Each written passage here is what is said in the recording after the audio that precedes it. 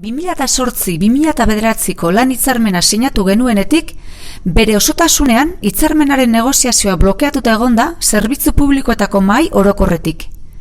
Hala eta guztiz ere, hurrengo urteetan akordio partzialeko atea zabaldu eta aurreko kudeatzailearekin batera hainbat akordiotara heldu ginen.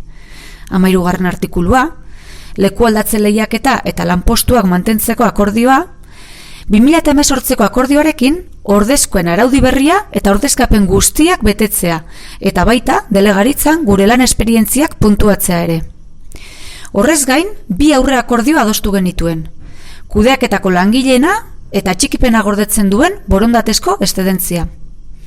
Orain, zorionez hartu denetik, dena alde bakarrez dator. Iraileko mugimenduak alde bakarrez egin dira, gure ekarpenak aintzat hartu gabe. Egunerokoan sortzen diren baja, baimen, opor eta lizentziak berriro ere mugimenduekin ordezkatzen dira. Ordezkatzen badira. Lan hitzarmena eta akordioak urratzen ari da.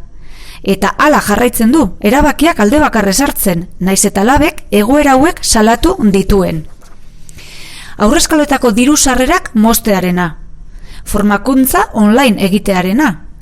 Desplazamenduak eragindako 2 egunetako konpentsazioa 3 hilabeteren barruan hartzearena. Aurreskoletako langile guztien artean lortu dugu aurreskolak partzuergoa dagoen lekura eramatea. Kalitatezko hezkuntza zerbitzu eskainiz, aurren garapen egokirako oinarri sendoak ezarriz eta hezkuntza mailan ekarpen garrantzitsua eginez. Ez dugu orain arte bezala jarraitu nahi. Erabakiak ez ditugu alde bakarrez nahi. Negoziazio mahaiak nahi ditugu, orain.